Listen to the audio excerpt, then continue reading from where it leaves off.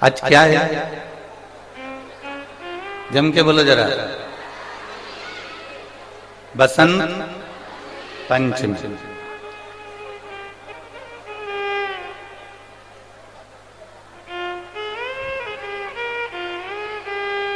आज माता सरस्वती जी की तो जन्म उत्सव तो हम मना ही रहे हैं, प्रागट्य उत्सव तो हम मना ही रहे हैं।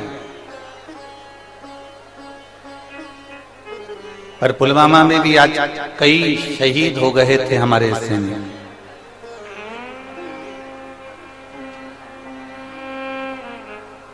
हम आज माता सरस्वती का पूरा देश, पूरा भारत माता सरस्वती का उत्सव मना रहे हैं। पूरा देश मना रहा है।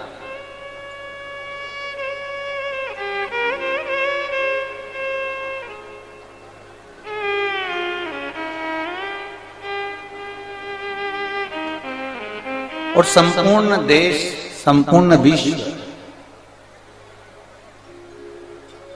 माता सरस्वती का उत्सव इसलिए मना रहा है कि ये विद्या की देने वाली है, स्वर की देने वाली है, संगीत की देने वाली है और संपूर्ण जीव को रसतत्व प्रदान करने वाली।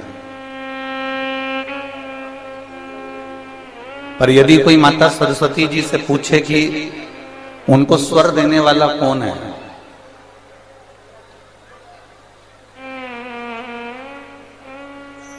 कोई माता सरस्वती जी से पूछे कि उनको वीणा वादनी का पद देने वाला कौन है, शिव महापुराण की कथा कहती है अगर सरस्वती माता को भी स्वर देने वाले हैं, संगीत की विद्या को भी अगर विद्या देने वाले हैं, तो केवल एक देवाधिदेव महादेव नटराज हैं जिन्होंने माता सरस्वती को भी स्वर प्रदान किया। और उन माता सरस्वती ने संपूर्ण विश्व को, उन माता सरस्वती ने संपूर्ण जगत को, उन माता सरस्वती ने संपूर्ण विश्व में अपनी अविरल भक्ति को, अपने स्वर को, अपने संगीत को, जनमानस को प्रदान किया। संपूर्ण विश्व। मेरा संपूर्ण देशवासियों को बसंत पंचमी की बहुत बहुत बधाई देते हैं। आप सबके जीवन में माता सरस्वती कल्याण करे और आपके जीवन में आनंद की अनुभूति कराए।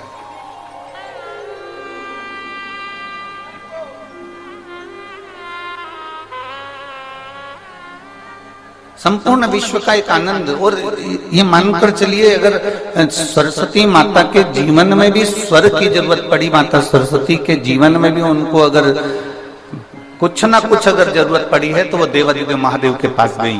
भगवान शंकर से उन्होंने पाया।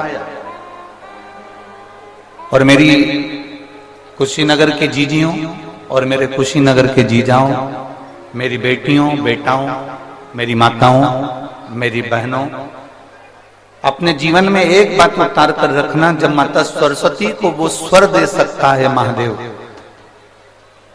लक्ष्मी को जब नारायण दे सकते हैं मेरे महादेव, माता जानकी को राम दे सकते हैं मेरे महादेव, माता रुक्मणी को कृष्ण दे सकते हैं मेरे महादेव,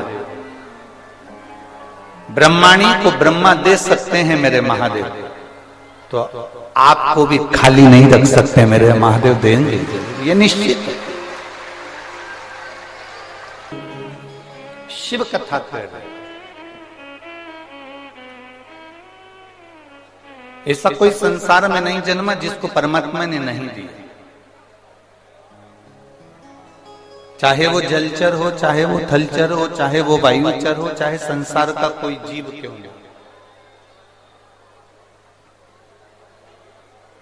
और मेरी बहनों, मेरी माताओं, मेरे भाई, मेरे जीजाओं, आपसे निवेदन इतना ही करूंगा, 7 दिन की ये बसंत पंचमी से शिव महापुराण की कथा कुशीनगर में प्रारंभ हुई।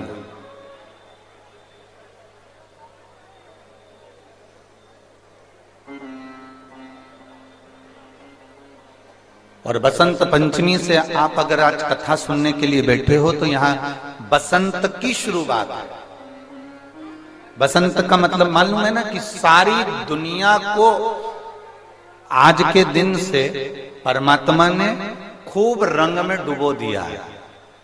आज के दिन से बसंत में, बसंत की शुरुआत हो रही है, तो हम आपसे भी कहेंगे, भोलेनाथ जी से इतना जरूर कहना 7 दिन की कथा में कि हमें जिंदगी में पहली बार कुशीनगर वालों को और संपूर्ण देशवासियों को बसंत पंचमी के शुरू में शिव महापुराण की कथा मिल रही है।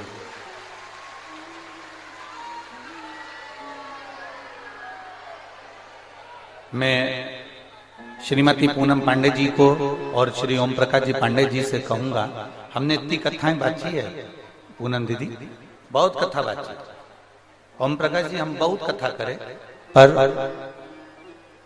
हमारी जब भी कथा चलती थी तो बसंत पंचमी बीच में पड़ती थी, पर बसंत पंचमी से शिव पुराण कभी प्रारंभ नहीं हुई, वो केवल कुशीनगर में।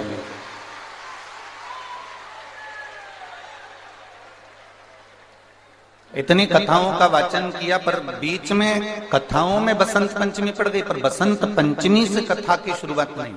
और हम कई बार आशीष जी को ये बात बोल चुके कि ऐसा स्कंद पुराण में लिखा हुआ है कि बसंत पंचमी से अगर कभी कोई पुराण का प्रारंभ होता है और जो उसको श्रवण करता है, तो जैसे बसंत में, बसंत के रंग में पूरी पृथ्वी डूबती है, वैसे ही शिव महापुराण की कथा को कोई दिल से बसंत पंचमी से सुन ले तो उसकी जिंदगी भी खुशी में डूब जाती है, खुशी में।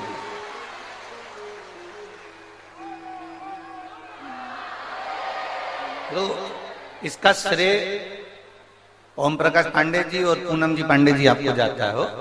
ये जो कथा आपने ली है कुशीनगर वालों के लिए, कुशीनगर के चेहरों पे, हमने रात्रि को भी हम जब आ रहे थे तो हमने वहां पर एयरपोर्ट पर भी देखा, और दिन में भी और सवेरे जब हम घूम रहे थे उस समय पर भी हमने देखा, लोगों के चेहरे पर एक प्रसन्नता कि हमारे कुशीनगर में शिव पुराण हो रही है और हमारे कुशीनगर में शिव पुराण हो रही है। ये प्रसन्नता, ये एक आनंद था।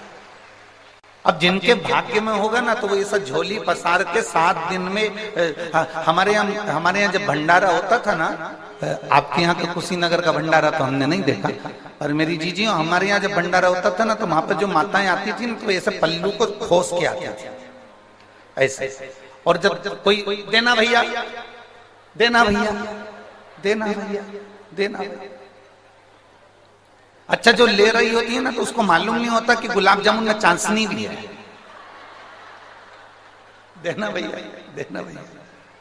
अब वो टंगी झोली और नीचे से चांसनी टपक रही, इतने में जो बांट रहा होता है ना भंडारा, वही कह देता है, अरे ओ काकी, वो नीचे देखते रहे, ओ मेरी इतने की साड़ी खराब हो गई, कोई बात नहीं।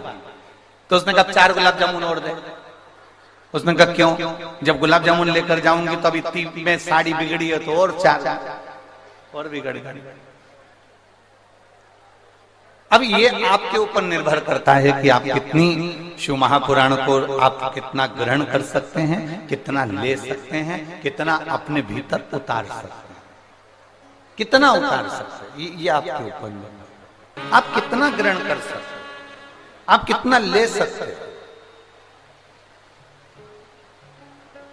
अब ये आपके ऊपर निर्भर करता है कि आपको कितना ग्रहण करना है। और हमारे विश्वास से कहते हैं, आज तक जो हमने शिव महापुराण की कथा देखी है, करी है, सुनी है, उसके विश्वास पर कहते हैं, जो शिव महापुराण के पंडाल में बैठकर दिल से शिव कथा को सुन लेता है, मेरा भोले बाबा 3 महीने में उसकी झोली भर देता है। ये निश्चित,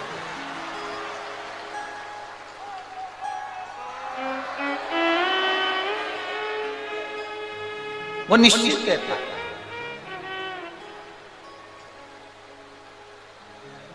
उसके देने में कमी नहीं रहती, उसके प्रदान करने में कमी नहीं रहती।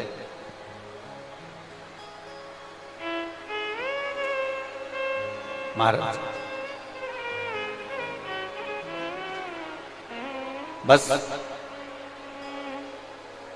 आपको और हमको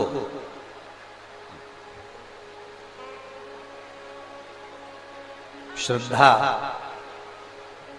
विश्वास और भक्ति इन तीनों में हमको ढकना है,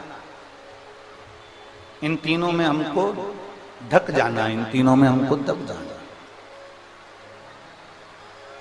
तीनों में।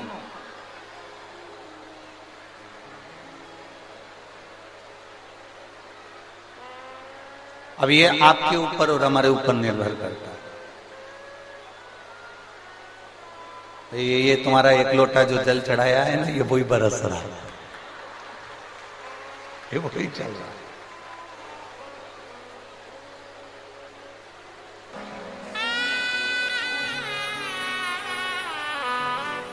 बाबा से प्रार्थना करना है। आज बसंत पंचमी है।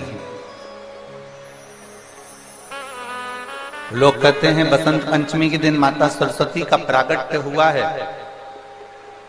स्कंद पुराण कहती है बसंत पंचमी के दिन ही महादेव ने ब्रह्मा जी के कहने पर माता सरस्वती को नटलीला करते हुए बड़े आनंद से माता सरस्वती को स्वर प्रदान किए थे।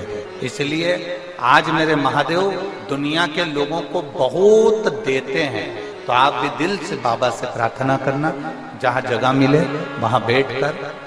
शिव कथा कोई साधारण सा विषय नहीं, सुना निकाल दिया वो विषय नहीं।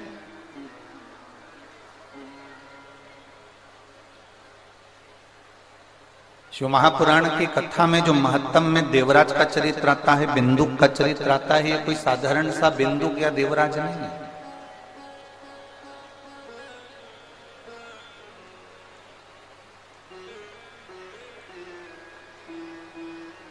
आप सबका घर बना है,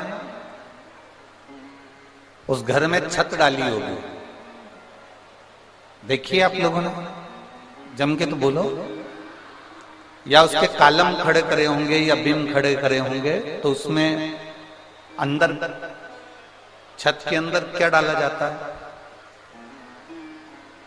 कालम को खड़ा करा जाता है तो क्या डाला जाता है? लोहे की छड़े, लोहे का सरिया। किस किस ने देखा है? सबने देखा है ना। उसमें लोहे की छड़ डाली जाती है, लोहे का सरिया डाला जाता है, लोहा डाला जाता है, और उसको डालने के बाद में फिर उस कालम में ऐसा चारों तरफ उसमें लकड़ी ठोक दी जाती है।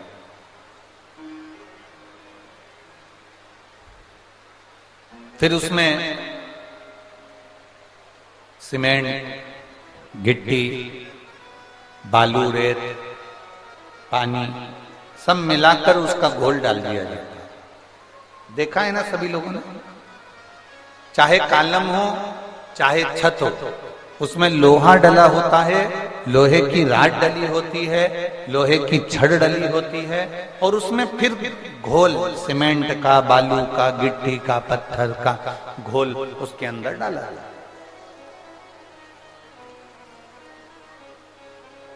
अब मान लो वो छत डाली, वो कालम तैयार करा, वो छत डाली और छत में लोहा दिख रहा है,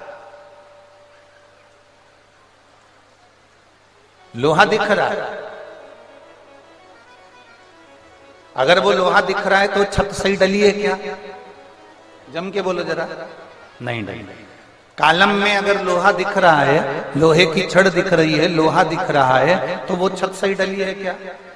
नहीं। वो कालम सही डला है क्या? नहीं। ठेकेदार को आप कहोगे, ए ठेकेदार जी, इसमें लोहा दिख रहा है।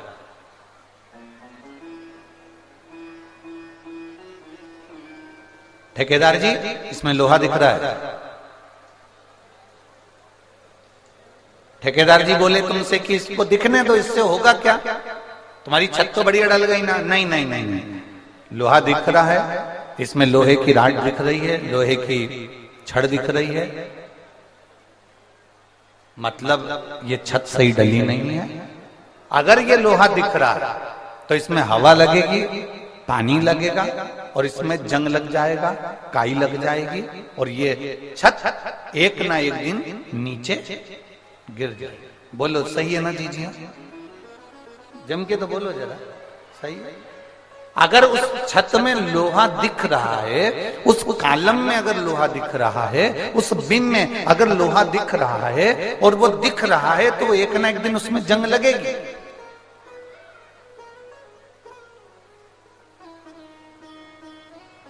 उसको ढाक कर रखा जाए, उसको सीमेंट से, पत्थर से, रेत से, बालू से उसको अच्छे से पैक कर दिया जाए। वो नहीं दिखना चाहिए। दिखेगा तो हवा लगेगी, हवा लगेगी तो जंग लगेगा, जंग लगेगा मतलब काई लगेगी, काई लगेगी मतलब छत नीचे गिरेगी। ये पक्का है। मतलब कॉलम बेकार डल गया, बीम बेकार डल गया, वो नीचे गिरेगा। उसी तरह जैसे लोहे की छत को ढका हुआ होना चाहिए, कहीं वो थोड़ी सी भी अगर वो लोहे की छड़ दिखेगी तो उसमें काई लग जाएगी, जंग लग जाएगी, और जंग लग जाएगी तो वो सड़ जाएगी, बेकार हो जाएगा। उसी तरह शिव महापुराण की कथा कहती है, मनुष्य का जो आत्मा है, मनुष्य का जो हृदय है, मनुष्य की जो मन है, मनुष्य का जो हृदय है, चित्त है, वृत्ति है, ये विश्वास से, शंकर भगवान की अविरल श्रद्धा से, भगवान शंकर के विश्वास से, भगवान शंकर के भरोसे से, भगवान शंकर की दृढ़ता से वो तुम्हारी चित्त, तुम्हारी वृत्ति, तुम्हारा मन ढका हुआ होगा तो एक बार परमात्मा मिलेगा जरूर। वो छत मजबूत की मजबूत ही बनेगी। एक विश्वास की परत अपनी चित्त में, अपनी बुद्धि में, अपने मन में बिठा लो। विश्वास, एक भरोसा, एक दृढ़ता।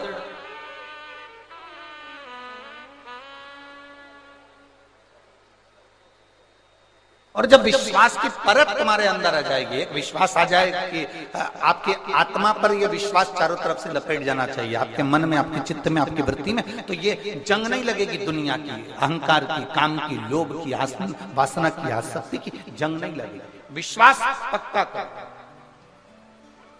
बोलबम का नारा है, एक भरोसा दृढ़ कर लो, एक विश्वास दृढ़ कर लो। मेरा बाबा है, वो मुझे डूबने नहीं देगा। मेरा बाबा है, वो मुझे अटकने नहीं देगा। क्या 5 रुपए की बेलपत्र या 5 रुपए की राई या सरसों क्या हमारे जीवन को सुख दे सकते? मेरी जीजियों, दुनिया के लोगों की दृष्टि में ये केवल बेलपत्र है, केवल बेलपत्र। पर जिसने दिल से अगर शिव पुराण सुनी होगी तो उसको मालूम होगा कि देवराज के प्राण बेलपत्र के पेड़ के नीचे छूट गए थे, तो वो चोर देवराज भी भगवान शंकर के कैलाश धाम चले गया था। केवल बेलपत्र के वृक्ष के नीचे प्राण छूट गए तो वो कैलाश धाम चले गए।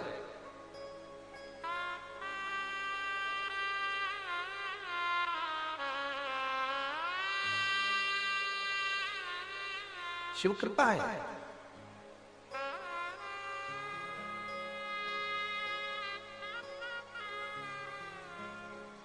पूनम दीदी, हम एक बार व्यासपीठ से पहले कहे हैं कि हमारे पास में कई लोग आते हैं, बड़े बड़े मंच से कह देते हैं कि गुरुजी ये जजमान है, इनको रुपट्टा उड़ा दो, इनको ये उड़ा दो, उनको वो उड़ा दो। हम एक बेलपत्र उठाकर उनको दे देते हैं, इससे बढ़कर कुछ नहीं। क्योंकि शिव महापुराण की जो बेलपत्र है वो हजारों बीमारी का, हजारों रोगों का एक इलाज है, वो एक बेलपत्र। हजारों बीमारी।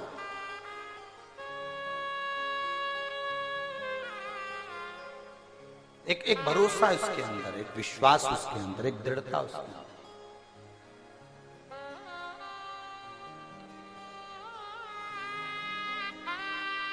शिव कथा कह रहे हैं।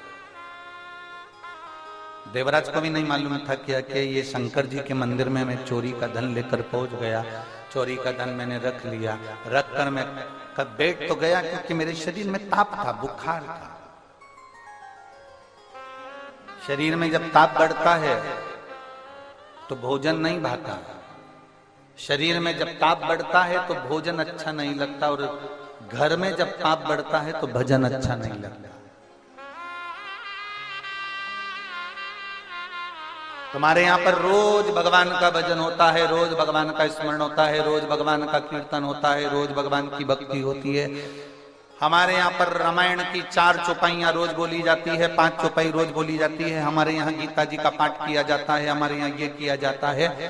साल 2 साल 4 साल 8 साल 10 साल 15 साल बाद अगर तुम्हारे यहाँ वो पाठ बंद हो जाए, तुम्हारे यहाँ अगर वो चौपाइयां बंद हो जाए, तो समझ लेना कि मैंने जरूर हमारे घर में कोई पाप ऐसा बढ़ रहा है जिसके कारण बस भगवान का भजन, रामचरितमानस की 5 चौपाइयां, गीता जी का पाठ, भगवान की कथा हमारे यहाँ से समाप्त होती जा रही है। जब तुम्हारे यहाँ पुण्य प्रबल होता है, जब तुम्हें लगे कि आज हमारे यहाँ बहुत अच्छा कार्य हुआ, सत्यनारायण जी की कथा हुई, भजन हुआ, भंडारा हुआ, भोजन हुआ, ये हुआ वो हुआ, तो समझ लेना कि तुम्हारा पुण्य कुछ प्रबल हुआ। हम पूरे कुशीनगर वालों को कहेंगे, आज आप सभी के पूर्वजों का, कुशीनगर के एक एक जितने जीव हैं, इनके पूर्वजों का कोई पुण्य प्रबल हुआ होगा, इसलिए ये शिव पुराण की कथा कुशीनगर का पुण्य प्रबल हुआ तो ये कथा आप तक पहुंची है, पुण्य प्रबल हुआ तो ये कथा आपके नजदीक तक पहुंची, कुछ पुण्य होगा। और मेरी जीजियों, इतना पानी गिरने पर, इतना कीचड़ होने पर भी आप इतनी संख्या में यहां पर पहुंचे हो ना, आप जरूर मेरे देव अधिदेव महादेव के पूर्व में रिश्तेदार रहे होगे, इसलिए यहां तक पहुंचे। कुछ पुण्यता है आप। एक बहन ने पत्र में लिखा है, मेरी 2 लड़कियां हैं, बहुत बड़ी हो गई। उन लड़कियों का हाथ पकड़कर मोहल्ले के लोगों ने कह दिया, राखी किसको बांधोगी, क्या दुनिया वाला?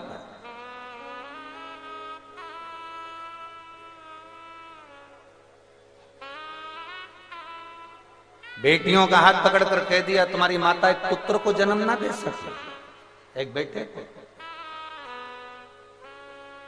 बेटी ने अपनी मम्मी को कहा, माँ कहती है कोई बात नहीं, दुनिया कहती रहती है, ताना देने वाले कम है क्या संसार में। माँ ने रोते हुए शिव जी को पुकारा, मैं आपकी कथा सुनती हूँ, मैंने आज छोड़ दी थी कि मुझे पुत्र चाहिए, मेरी 2 बेटी बहुत है, मुझे नहीं चाहिए पुत्र, मैंने ये सोच लिया था, पर दुनिया के लोगों ने ताना दिया और मैं आपकी कथा सुनती हूँ। लोग कहते हैं कि क्या मिलेगा तेरे को शंकर की कथा सुनने से। अब बाबा तुझे मुझे